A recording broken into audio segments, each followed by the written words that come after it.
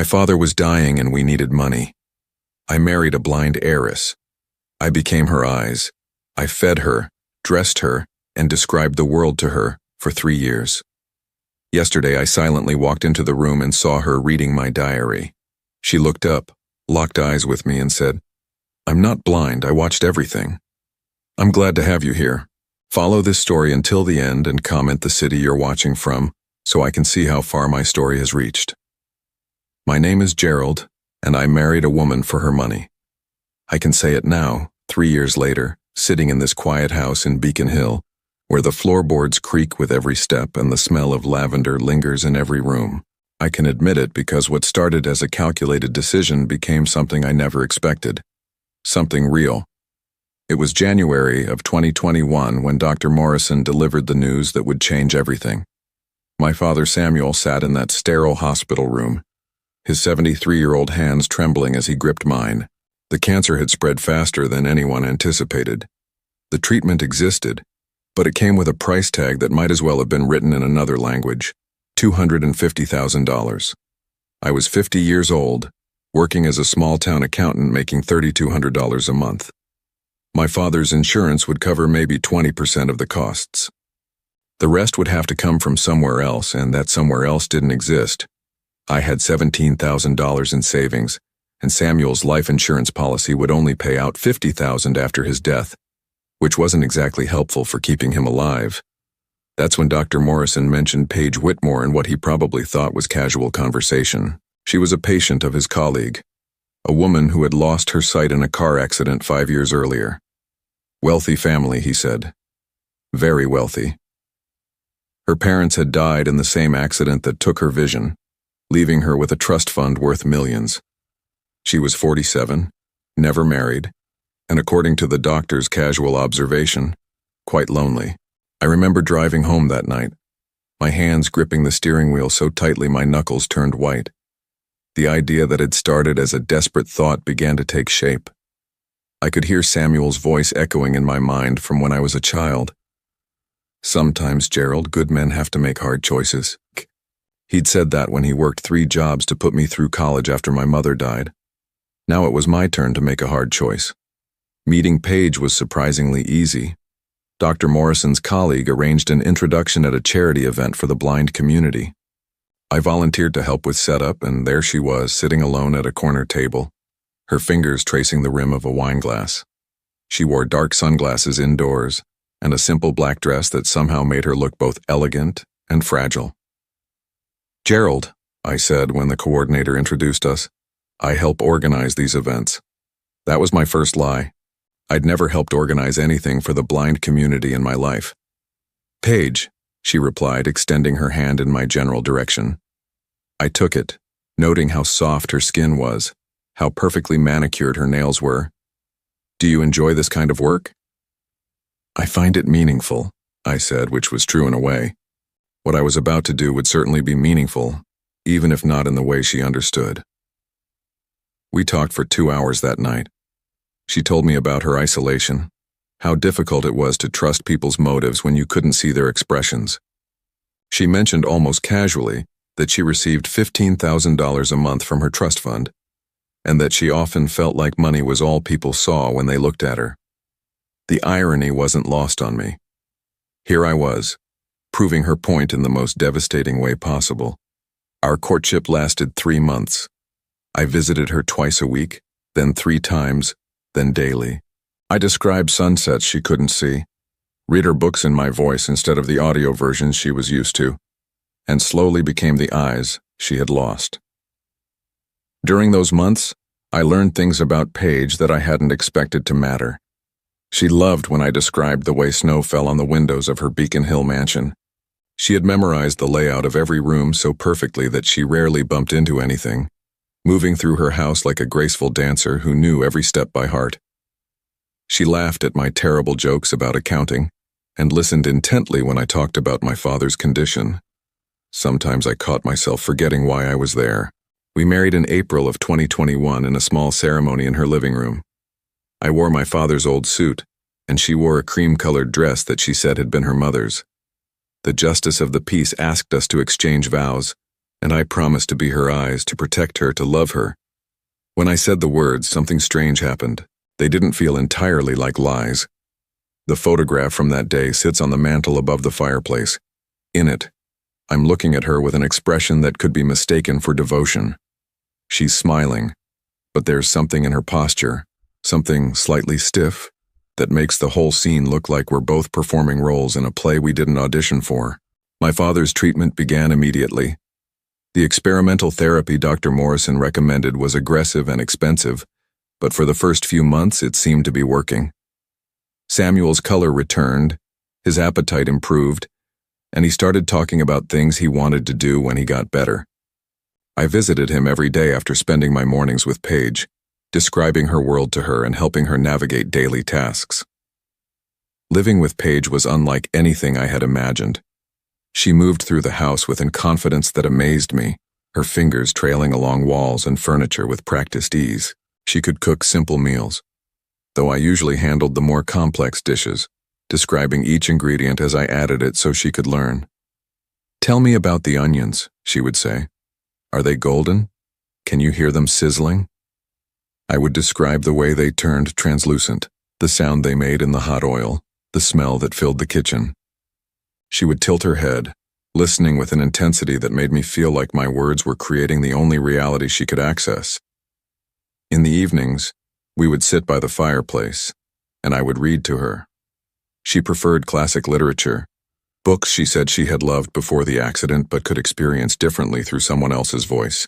When I read to her, she would close her eyes behind her dark glasses, and sometimes a smile would play at the corners of her mouth. "Your voice changes when you read dialogue," she told me one night. "You become different characters. I can see them in my mind." That comment struck me in a way I didn't expect. She was seeing things through my words, trusting me to be accurate, honest, complete. The weight of that responsibility felt heavier than I had anticipated.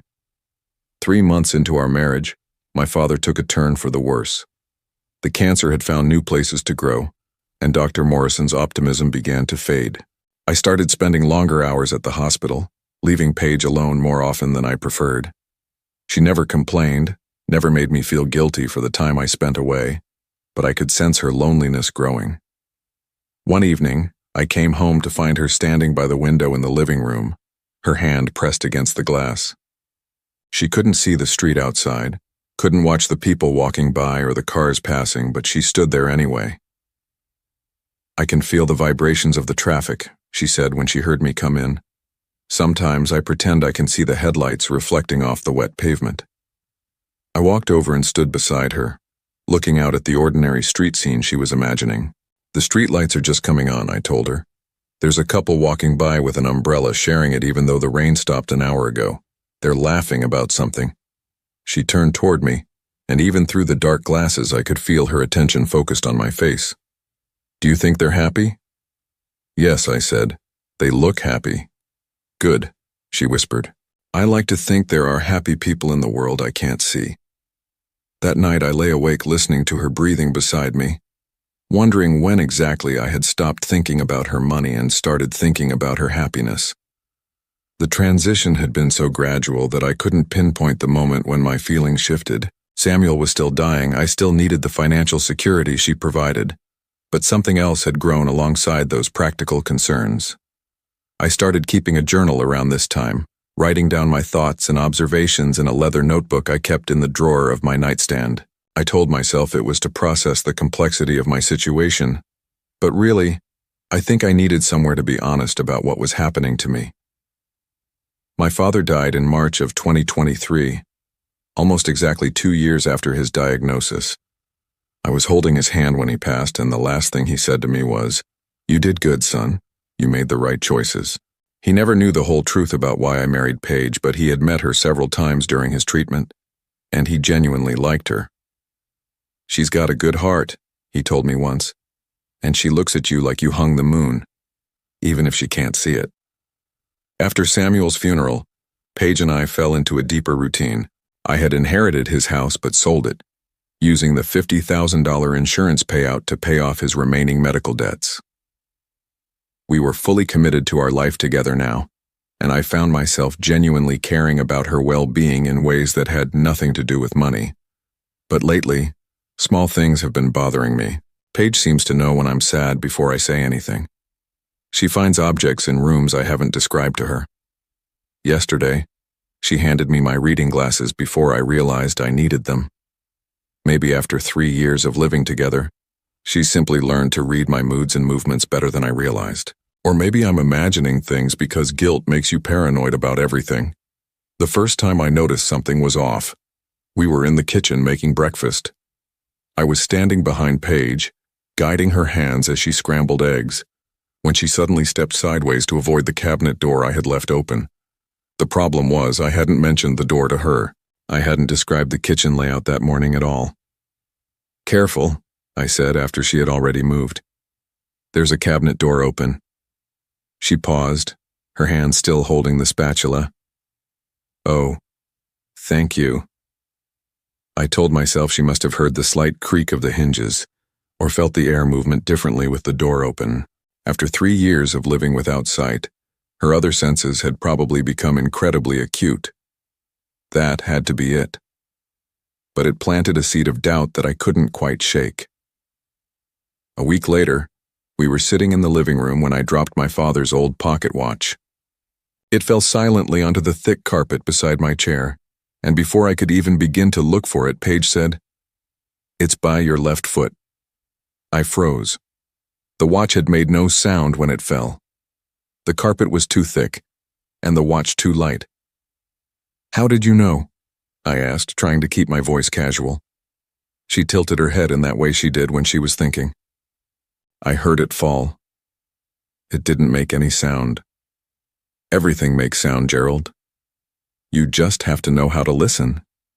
That night I started a new section in my journal. I titled it Observations and began documenting every incident that seemed unusual. I told myself I was being paranoid, that losing a parent makes you question everything, makes you look for patterns that aren't really there. But I kept writing them down anyway. October 15th. Paige knew I was wearing my blue shirt before she touched it or I mentioned the color. When I asked how she knew, she said she could smell the detergent I used for that particular shirt. Possible, but strange. October 20th. She navigated around a chair I had moved in the living room, even though I hadn't told her I'd moved it. She claimed she could tell from the way the air circulation felt different in the room. Again, possible. October 22nd. During a thunderstorm, she commented on the lightning before the thunder came. Said she could feel the electrical change in the air. I researched this later and found that some people can indeed sense electrical changes, but it felt wrong somehow. The incidents were small, individually explainable, but they were adding up. I found myself watching her more carefully, studying the way she moved, the way she responded to things. Sometimes I caught her face turned toward me in a way that felt too direct, too focused, as if she were looking at me rather than listening to me. One evening in late October, I decided to test my suspicions. It felt awful even thinking about it, like I was betraying the trust we had built, but I needed to know. We were in the bedroom getting ready for sleep.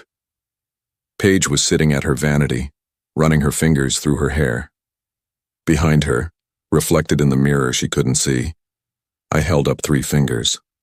"How many fingers am I holding up?" I asked, trying to make it sound like a joke. She turned toward me, her face blank. "That's not funny, Gerald. I'm sorry, I didn't know how to finish that sentence." She stood up and walked over to me, her hands finding my face with practiced ease. "Are you having doubts about us?" The question hit me like a physical blow. Here I was, questioning her disability while she was worried about my commitment to our marriage. The guilt was overwhelming. "No," I said quickly. "Of course not. I'm sorry. I don't know why I said that." She kissed me gently on the forehead. "We're both still adjusting. 3 years isn't very long for a marriage, especially one that started the way ours did." That comment made me pause. What did she mean by the way ours did? I wanted to ask, but something in her tone suggested I shouldn't push. 2 weeks later, something happened that I couldn't explain away or rationalize. We were having dinner when my phone rang. I glanced at the screen and saw that it was Dr. Morrison. I hadn't spoken to him since my father's funeral, and seeing his name made my chest tighten with old grief. I must have made some expression of distress because Paige immediately set down her fork and said, "What's wrong?" But here's the thing. I hadn't said anything. I hadn't made any sound at all. I had simply looked at my phone screen and felt sad. "Nothing," I said, declining the call. "Just a spam caller." She nodded and went back to eating, but something had shifted. I excused myself and went to the bathroom, where I splashed cold water on my face and stared at myself in the mirror. How could she have known I was upset if she couldn't see my expression? That night I wrote in my journal, "She saw me react to the phone, I'm almost certain, but how is that possible?" The next morning I woke up to find Paige already dressed and sitting by the bedroom window. She was facing outside toward the street, in a way that looked for all the world like she was watching something. "What are you doing?" I asked. "Listening to the morning," she said. "The birds are different today. I think it's going to rain." I looked outside. The sky was gray, and she was right about the rain, but she was sitting in a position that would have been perfect for watching the street if she could see it. I started paying closer attention to her daily routines. When she cooked, she moved around the kitchen with a confidence that went beyond memorization. When we walked through the house, she avoided obstacles with a precision that seemed impossible for someone relying only on spatial memory and sound. When we sat together in the evening, she would turn toward me at moments when I hadn't spoken, as if responding to visual cues. One afternoon I was reading in the living room when she came in and sat across from me. I was absorbed in my book and didn't acknowledge her immediately. After a few minutes, she said, "That must be a good book. You've been frowning at it for the past 10 minutes. My blood went cold. I had been frowning, frustrated by a particularly dense passage about tax law, but I was reading silently, and I hadn't moved or made any sound that would indicate my emotional state. "How did you know I was frowning?" She seemed to consider her answer carefully. "Your breathing changes when you're concentrating hard, and you make these little huffing sounds when you're annoyed." I thought about this explanation. It was possible, I supposed, but it felt like she was working too hard to justify her knowledge. That evening, I tried another test. I positioned myself behind her while she was washing dishes and held up different numbers of fingers. Of course, she couldn't respond, because she wasn't facing me and I wasn't asking her to guess. But I wanted to see if she would react in any unconscious way. She didn't. She continued washing dishes normally, humming softly to herself. But then something strange happened. After she finished and turned around, she said, "You've been standing there for a while. Is everything okay?" She was right. I had been standing there watching her for about 5 minutes, but I had been standing perfectly still, not making any noise. How could she have known? "Just admiring you," I said, which was partially true. After 3 years of marriage, I had genuinely come to find her beautiful. The way she moved, the gentle expressions that played across her face, the competent way she handled daily tasks despite her supposed limitation. She smiled, but something about it seemed forced. "You're sweet." As November progressed, the incidents became more frequent and more impossible to explain. She would comment on my clothes before I told her what I was wearing. She would turn toward sounds that were too quiet for someone to hear from across the room. She would navigate around furniture that had been moved without her knowledge. I started leaving small tests around the house. I would move objects slightly and see if she noticed. I would wear unusual clothing combinations and wait to see if she commented. I would make subtle changes to our daily routines to see if she adapted too quickly. The results were unsettling. She seemed to notice everything. One evening, I was particularly frustrated after a day of subtle testing that had yielded suspicious results. I was writing in my journal, documenting another impossible incident, when Paige came into the bedroom. "You've been quiet tonight," she said, sitting on the edge of the bed. "Is something bothering you?" I closed the journal and slipped it into the nightstand drawer. "Just tired." She was quiet for a moment. Then she said something that made my heart race. "Gerald, do you ever wonder if the people we love are keeping secrets from us?" The question hung in the air between us like a challenge. I felt like she was looking directly into my soul, even through those dark glasses she always wore. Everyone keeps some secrets, I said carefully, but what about the big ones? The ones that change everything? I stared at her, my pulse pounding. Was she talking about my original motives for marrying her? Or was she talking about something else entirely? What kind of secrets are you thinking about? She lay down beside me and curled up against my shoulder. Nothing specific, just wondering. But as I held her that night, feeling her breathing against my chest, I couldn't shake the feeling that she knew something I didn't know she knew. The next morning, I made a decision. I was going to start being more systematic about my observations. If Paige was hiding something about her condition, I was going to figure out what it was. I owed it to both of us to understand the truth. I had no idea how much the truth was going to cost. It happened on a Tuesday morning in early November. I had told Paige I was going to the grocery store, but I forgot my wallet and came back 15 minutes later. The house was quiet when I entered through the front door, my footsteps muffled by the thick Persian rug in the hallway. I was heading toward our bedroom to get my wallet when I heard something that made me freeze.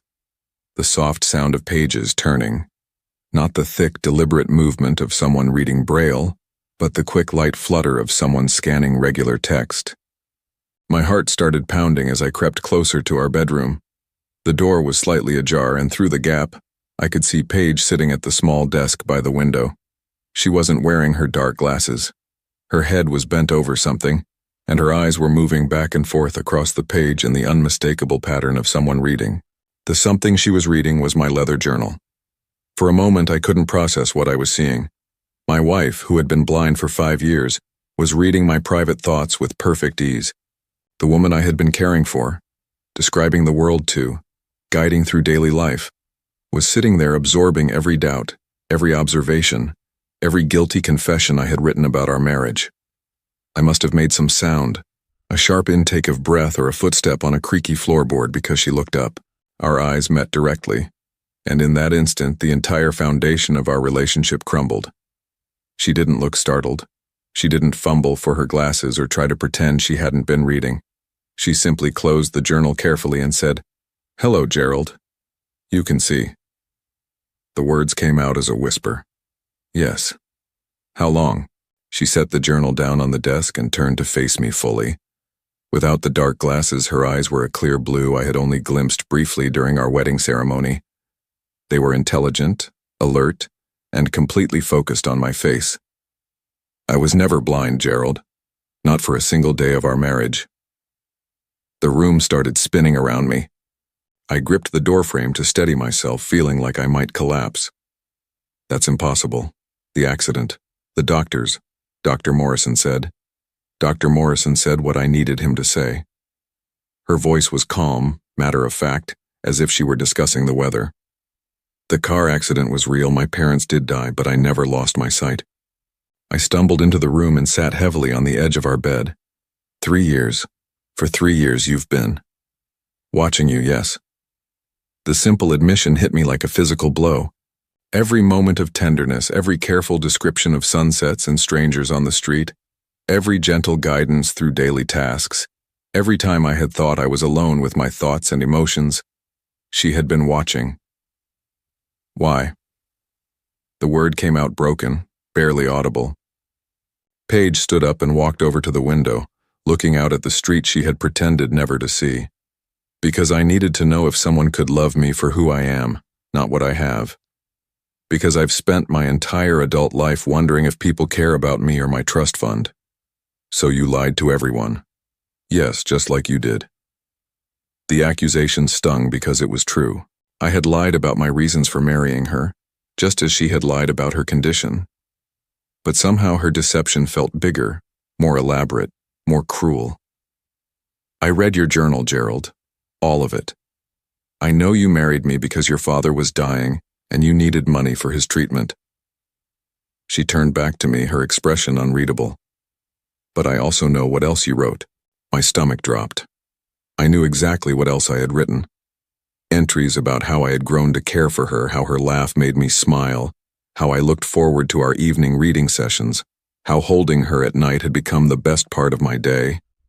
I had documented my transformation from a desperate man using a woman to someone who genuinely loved his wife. You wrote about watching me sleep, she continued, her voice softer now. About how peaceful I looked. About how you worried when I had nightmares. About the night you cried because you thought I was getting sick, and you couldn't bear the thought of losing me. I remembered that night. She had been running a fever, and I had sat up all night monitoring her temperature, terrified that something was seriously wrong. I had written that I realized, in those dark hours, that my feelings for her had become real, that I loved her regardless of why I had married her. You saw all of that? I asked. I saw you cry, Gerald. I saw you hold my hand while you thought I was unconscious with fever. I saw you pace the room, worried sick about a woman you supposedly married for money. The betrayal was overwhelming, but there was something else mixed in with it. A strange relief that she knew the truth about my feelings, even if she had learned it in the worst possible way. How? I asked. How did you fool everyone? The doctors, the nurses, Dr. Morrison's colleague. Dr. Peterson isn't Dr. Morrison's colleague. He's my cousin. He's been helping me maintain this fiction for 5 years. She sat down in the chair across from me, finally removing the facade of careful movement I'd grown so accustomed to. The charity events, the support groups for the blind, the whole community I was supposedly part of. It was all carefully orchestrated. But why? Why go to such elaborate lengths? Because I'm worth $2.5 million, Gerald.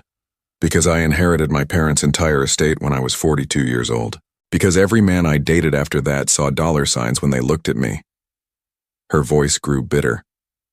Because I needed to know if anyone could love me when they thought I was helpless and needy instead of rich and independent. I stared at her, trying to process the magnitude of what she was telling me. So I was what? A test subject? At first, yes. She met my gaze directly, not flinching from the accusation. Dr. Peterson told me about your father's condition, about your financial situation. I thought you would be perfect for my experiment. A man desperate enough to marry a disabled woman for money, but decent enough to actually take care of her. An experiment. The words tasted bitter in my mouth. But you became more than that. She leaned forward, her voice taking on an urgency I had never heard before. Gerald, I watched you transform. I watched you go from someone who was performing kindness to someone who genuinely felt it. I saw you fall in love with a woman you thought was broken. How could you watch me suffer through my father's death and not say anything? How could you let me believe I was alone in my grief when you were right there seeing everything? Because you weren't alone. You held my hand through every difficult night. You told me about your memories of him. You shared your pain with me, even when you thought I couldn't fully understand it because I couldn't see your expressions. She paused, but I could see them, Gerald. I saw every tear, every moment of anguish, and I wanted to comfort you, but I couldn't break character. The cruel irony of it hit me like a wave. She had been there for me during the worst period of my life, but she had also been lying to me every single day of it. You read my doubts about you, I said, nodding toward the journal. You knew I was starting to suspect something.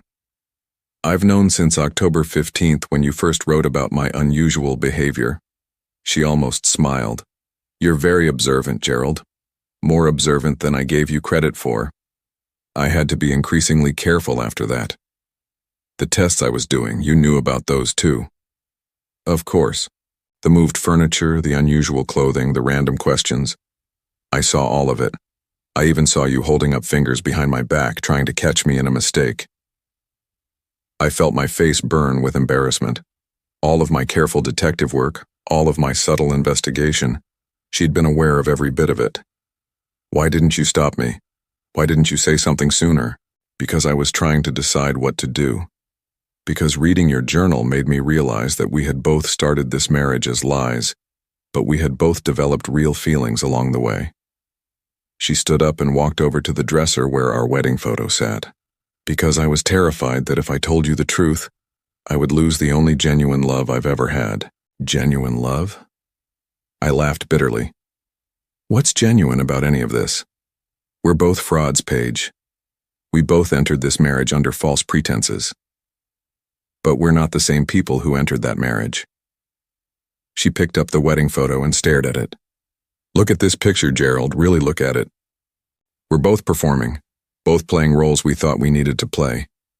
But what we built after that day, the life we've shared, the way we've cared for each other, that wasn't performance. That was real. I looked at the photo she was holding. She was right. We both looked stiff, artificial, like actors in a play neither of us wanted to be in. But I remembered the months that followed, the gradual ease that had developed between us, the quiet moments that had felt authentic, despite the lies surrounding them. I fell in love with you, Gerald, she said quietly, not with the man who married me for money, but with the man who read to me every night, who worried about me when I was sick, who held me when I had nightmares about my parents' accident. I fell in love with your kindness, your patience, your genuine concern for my well-being. But you were lying the entire time. So were you. You never told me you married me for the money. You never told me about your guilt. You never told me that you started loving me despite your original motives. She set the photo down. We've both been keeping secrets, Gerald. The only difference is that mine was about what I could see, and yours was about what you felt. The room fell silent except for the sound of our breathing. Outside, I could hear the normal sounds of the neighborhood, people going about their ordinary lives, completely unaware that inside this house, a marriage was either ending or being reborn. What happens now? I asked. I don't know. She walked back over to the window, looking out at the world she had always been able to see. I know you feel betrayed. I know this changes everything. But I also know that what we've built together, the love we've shared, that was real regardless of how it started. I sat there staring at her, this woman I had thought I knew, trying to reconcile the helpless person I had been caring for with the calculating individual who had orchestrated an elaborate deception. But I was also trying to reconcile my own guilt over marrying her for money with the genuine affection I had developed for her. You've been watching me this whole time, I said finally. Every private moment, every vulnerable instant. You've seen things I never gave you permission to see. She turned back to me, and I saw tears in her eyes for the first time since our confrontation began. I know. And I know how that feels because you've been loving me under false pretenses for 3 years. We've both violated each other's trust, Gerald. We've both been living a lie. But even as she said it, even as I felt the betrayal burning in my chest, I couldn't deny the truth in her words. The connection between us, the intimacy we had shared, the way we had supported each other through difficult times, none of that had been fake. It had been built on a foundation of lies, but the structure itself was real. The question was whether that structure could survive the truth. The silence that followed Paige's admission stretched between us like a chasm. I sat on our bed, staring at this woman I thought I knew, while she stood by the window looking out at a world she had always been able to see. The morning light coming through the glass illuminated her face in a way I had never noticed before, perhaps because I had never seen her without the protective barrier of dark glasses. How many others were there? I asked finally. Others? Men. How many other men did you test before me? She turned away from the window, and I saw something flicker across her face. Guilt, perhaps, or shame. 4. The number hit me like a physical blow. 4 other men went through what I went through. Not exactly what you went through. They all failed much earlier in the process. Failed how? She moved to the chair across from me, sitting down carefully. Even now, even after her revelation, some of her blind mannerisms persisted, as if 3 years of performance had become second nature. The first one, Marcus, only lasted 3 weeks. He was interested in my money from the beginning, but he had no patience for actually caring for someone he thought was disabled. He would leave me alone for hours, sometimes entire days. He'd order takeout instead of cooking with me, hire servants to do the things he was supposed to do himself. I thought about all the meals I had prepared with her, all the times I had patiently described ingredients and techniques, the satisfaction I had felt when she smiled at a dish we had made together. The second one, David, made it 2 months. He was kinder than Marcus, but he treated me like a child. He would pat my head when I did something he considered clever for a blind person. He talked to me like I was mentally impaired as well as visually impaired. Her voice grew cold at the memory. The night I ended it with him, he told a friend on the phone that taking care of me was like having a very expensive pet. My stomach churned. And the third? Robert lasted 4 months. He was actually quite devoted, very attentive to my needs. But he fell in love with the idea of being a savior, not with me.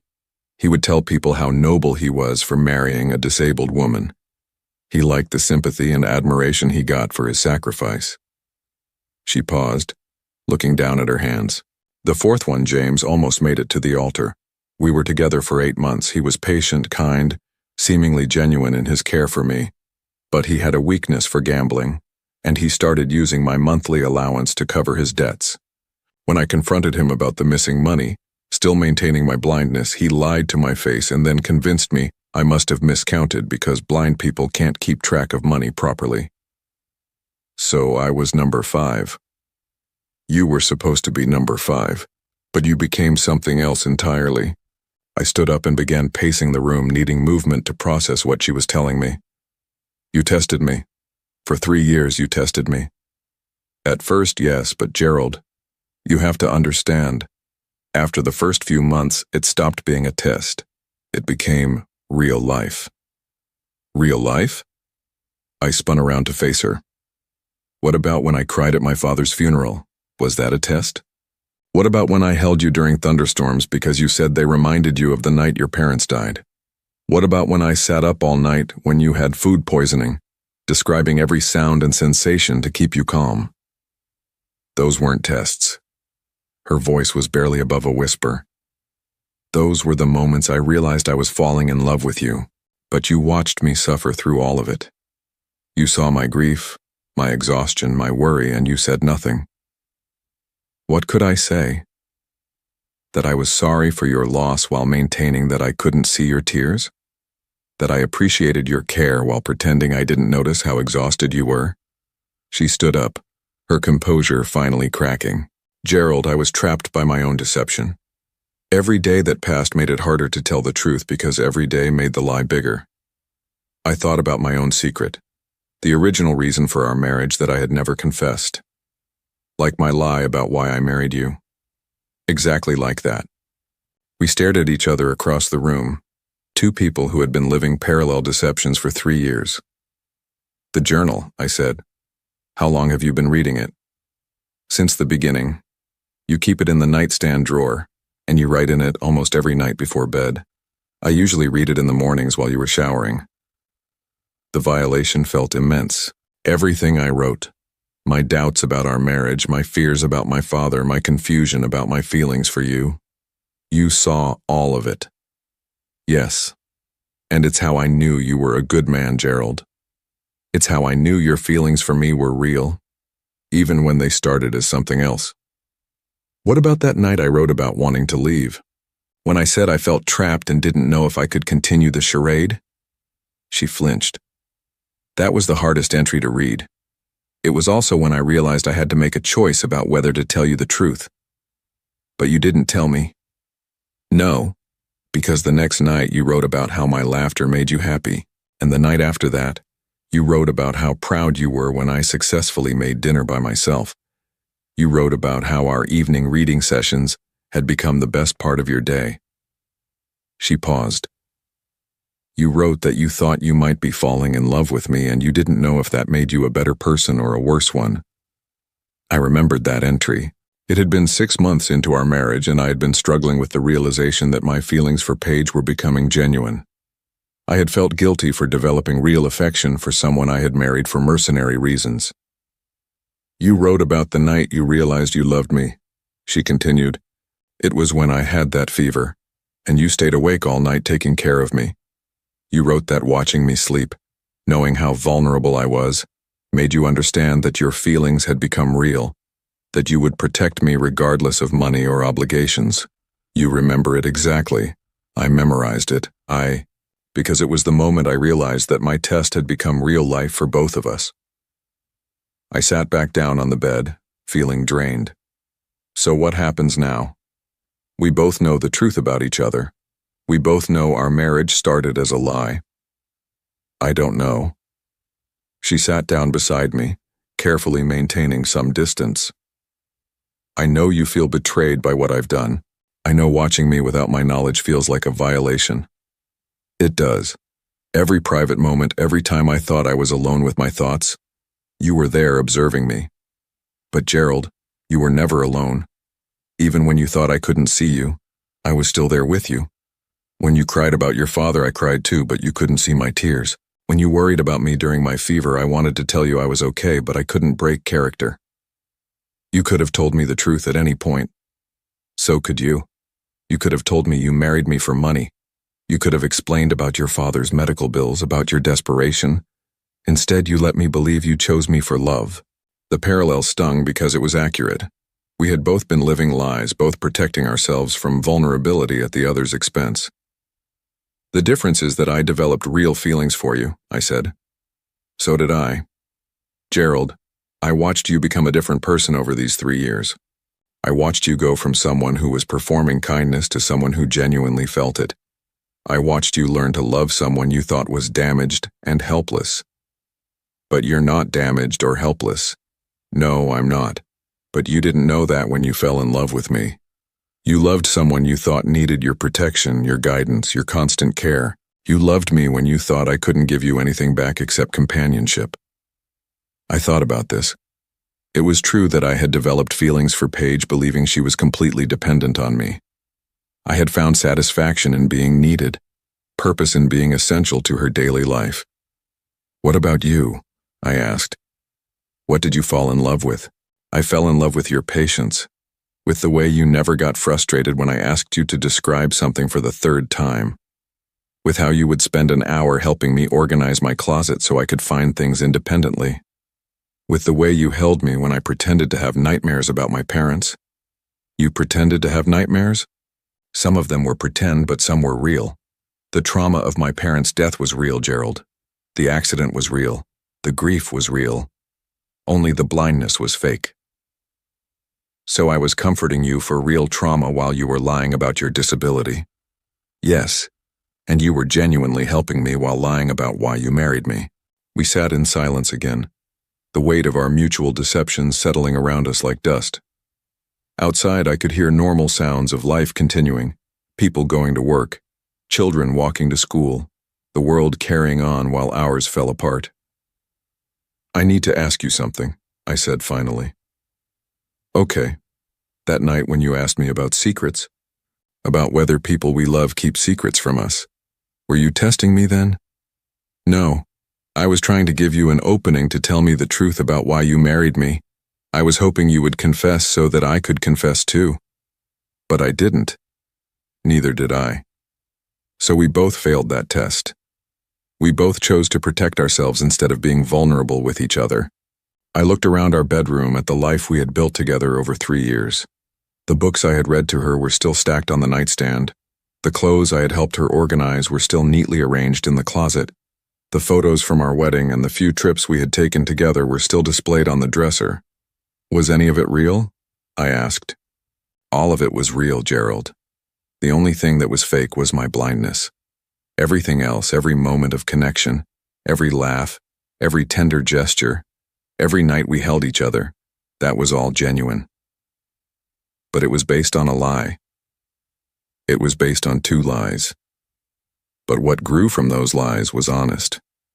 I stood up again, needing to move. I don't know if I can get past this, Paige. The deception, the manipulation, the way you watched me without my consent for 3 years. I understand. Do you?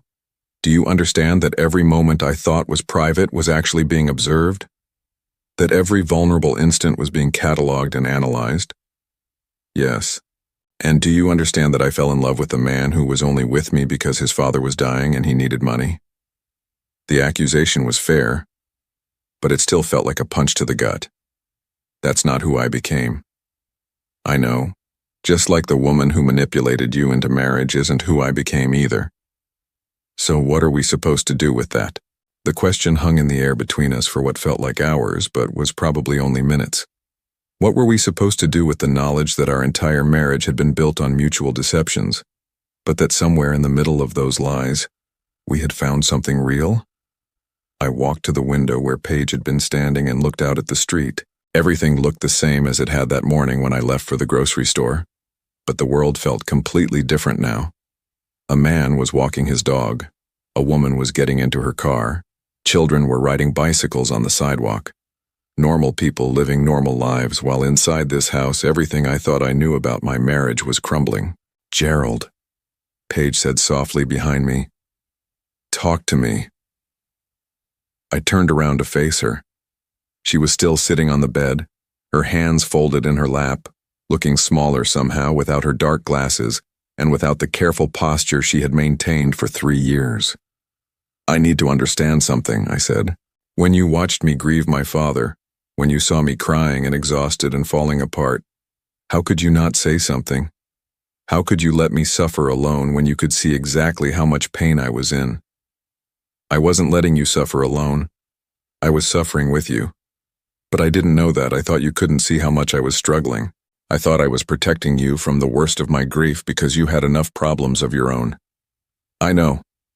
And I wanted to comfort you more than you'll ever understand.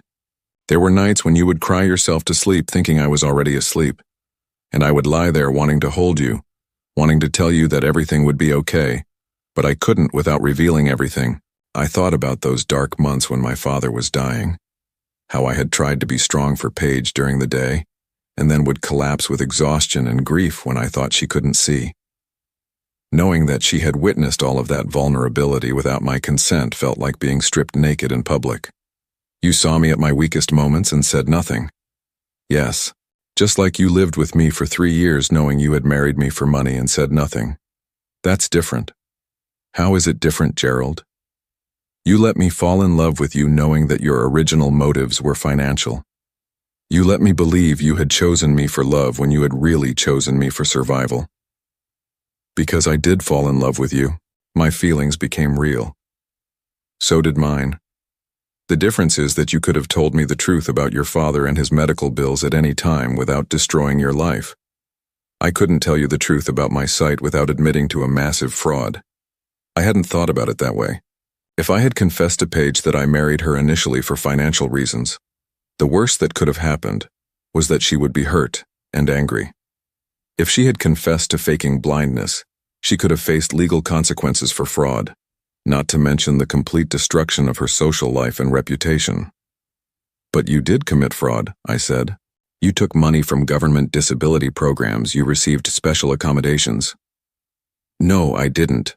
I never applied for any government benefits. I never took any accommodation money. The only money I used was from my own trust fund, Gerald. The only people I deceived were the men I dated and the doctors who helped me. Dr. Peterson helped you lie to me for 3 years. Dr. Peterson helped me protect myself from men who might have been dangerous. Do you know what it's like to be a single woman with millions of dollars? Do you know how many men have tried to manipulate me, control me, even threaten me when they found out about my inheritance? I thought about the men she had described earlier, the ones who had failed her tests. Is that why you did this, because you were afraid? Partly, but also because I wanted to know if someone could love me when they thought I had nothing to offer except myself. When they thought I was completely dependent on them, vulnerable, needy. But that's not who you are. No, it's not. But the man who could love that version of me, I knew he would be someone special, someone worth trusting with my real self. I sat down in the chair across from her, feeling the weight of what she was saying. So this was all a test to see if I was worthy of your trust. At first, but Gerald, you have to believe me when I tell you that it stopped being a test. Watching you care for me, watching you sacrifice for me, watching you develop genuine feelings despite your original motives. That wasn't part of any experiment. That was just life. Life built on lies. Life built on 2 lies that became one truth. What truth? That we love each other. Really love each other. Not the people we pretended to be, but the people we actually are. I stared at her, this woman who had deceived me so completely and yet had somehow become the most important person in my world. How can we love each other if we don't even know each other? But we do know each other, Gerald. I know that you talk in your sleep when you're worried. I know that you make coffee for 2 every morning even though you think I can't drink caffeine. I know that you read the same passage of a book 3 times when it reminds you of something sad. I know that you cry during commercials about fathers and sons. You know all of that because you were spying on me. And you know that I have nightmares about my parents, that I hate thunderstorms, that I laugh at terrible jokes just to make you feel good about telling them. You know that I prefer tea to coffee, but I never corrected you because I liked that you were trying to take care of me. You know all of that because you were paying attention to someone you thought could never reciprocate your care. She was right. I did know those things about her, and she did know those things about me. The problem was that all of our knowledge was tainted by the circumstances under which it was gained. I feel like I've been living in a house of mirrors, I said. Everything I thought was real was just a reflection of something else. The feelings were real, Gerald. The love was real. But how can I trust that? How can I trust anything about our relationship when it was all based on deception? The same way I can trust that your love for me is real even though you initially married me for money. The same way I can trust that your kindness was genuine even though it started as necessity. That's different. No, it's not. We both started this marriage with ulterior motives. We both developed real feelings despite those motives. We both kept secrets that could have destroyed what we built. I stood up and began pacing again, needing movement to process the complexity of what she was saying. But your secret was bigger, Paige. Your secret involved watching me without my knowledge for 3 years. Your secret meant that every private moment I thought I had was actually being observed and catalogued. You're right, it was bigger. But Gerald, I need you to understand something. She stood up and faced me directly. I didn't just watch you. I lived with you. I shared every meal, every conversation, every quiet evening. I may have been able to see you, but you could hear me, touch me, feel my reactions to everything we did together. My responses to you were real. But they were calculated. At first, maybe some of them were. But you can't calculate genuine laughter, Gerald. You can't fake the way someone relaxes in your arms. You can't pretend to be comforted by someone's voice reading to you every night. I thought about all the times I had held her during thunderstorms, how her breathing would slow and her body would relax against mine. I thought about the way she would smile when I described sunsets to her, how she would ask questions that seemed genuinely curious about the visual world she was supposedly missing. How much of it was real? I asked. All of it. Every response. Every emotion. Every moment of connection. The only thing that wasn't real was my blindness. That's a pretty big thing, Paige. I know, but Gerald, think about what you're saying. You're telling me that none of our relationship was real because I could see you. But you're the one who taught me that love isn't about what you can see. You're the one who showed me that intimacy comes from paying attention to someone, from caring about their needs, from being present with them. I taught you that? Yes. When you would describe things to me, you weren't just telling me what you could see. You were telling me what you thought I would want to know, what you thought would make me happy or help me understand. When you helped me cook, you weren't just guiding my hands. You were sharing an experience with me, making sure I felt included and capable. I remembered those cooking sessions, how proud I had felt when she successfully completed a complicated recipe, how natural it had become to work together in the kitchen like a team. You made me feel valued for who I was, not for what I could do or what I could see, she continued. You made me feel loved for my thoughts, my humor, my companionship, not for my appearance or my abilities or my money. But I did marry you for your money. Initially, yes, but that's not why you stayed married to me. After your father died, you could have left. The medical bills were paid, your obligation was fulfilled. But you didn't leave. She was right about that. After Samuel's funeral, I had had several opportunities to end our marriage gracefully. I could have claimed that caring for a disabled wife was too difficult without the motivation of my father's medical needs. Instead, I had found myself wanting to stay, wanting to continue building the life we had started. I stayed because I had grown to love you, and I fell in love with you because of how you stayed, because of how you treated me when you thought I couldn't see your kindness, couldn't appreciate your sacrifice, couldn't reciprocate your care. But you could see it. You could see all of it. Yes, I could. And what I saw was a man who was genuinely good, even when he thought no one was watching. What I saw was someone who kept his promises even when they became harder than he expected. What I saw was a person who learned to love someone he initially saw as a means to an end. I stopped pacing and looked at her. What I fell in love with was the illusion. The woman I thought I married doesn't exist. She does exist, Gerald. I am that woman. I do need comfort during thunderstorms. I do love hearing you read. I do laugh at your terrible accounting jokes. The only difference is that I can also see you when you tell them.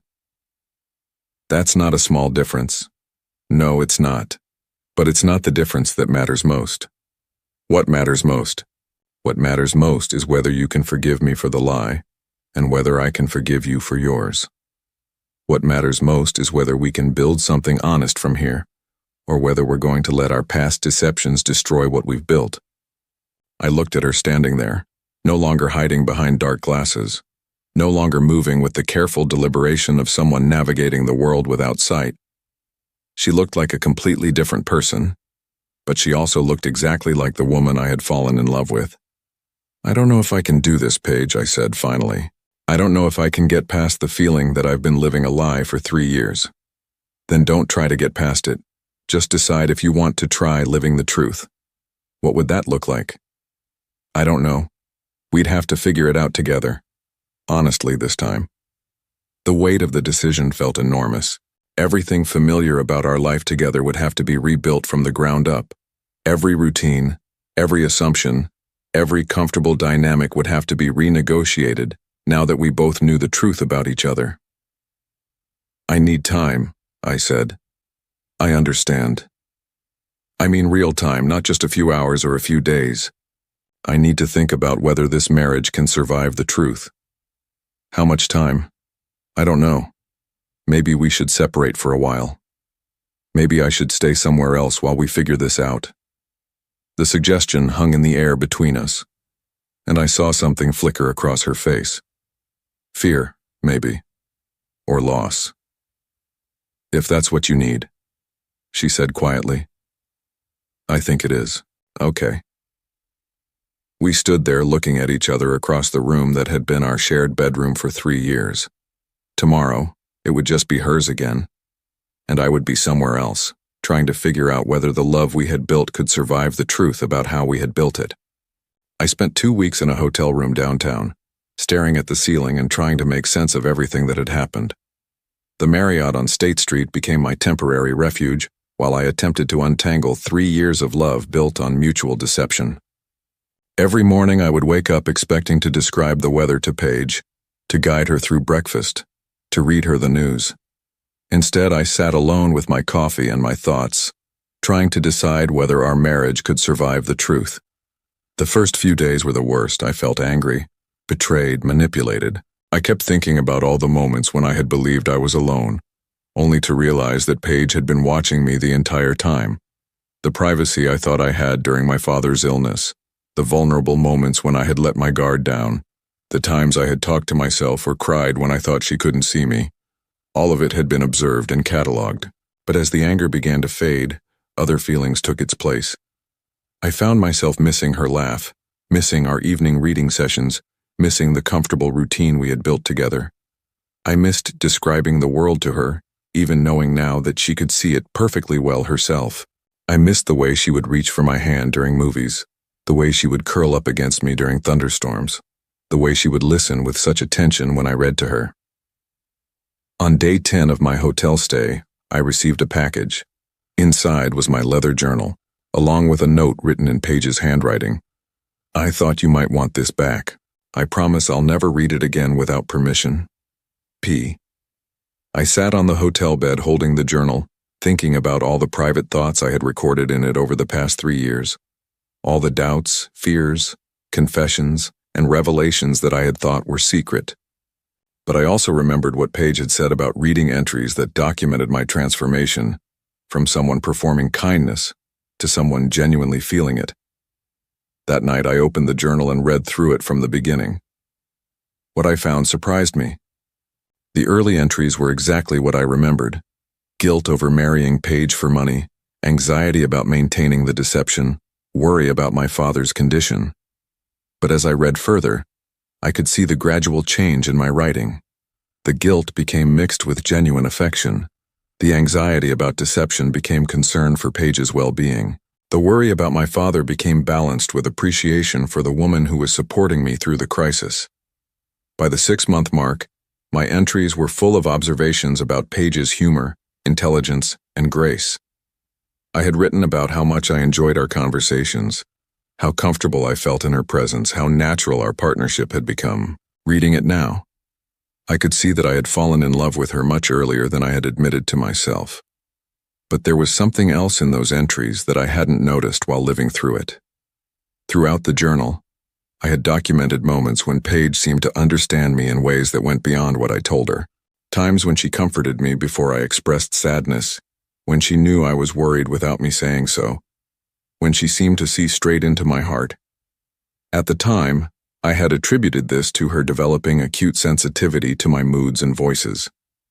Now I understood that she had literally been seeing into my heart, watching my expressions, reading my body language, observing all the non-verbal cues that I thought she was missing.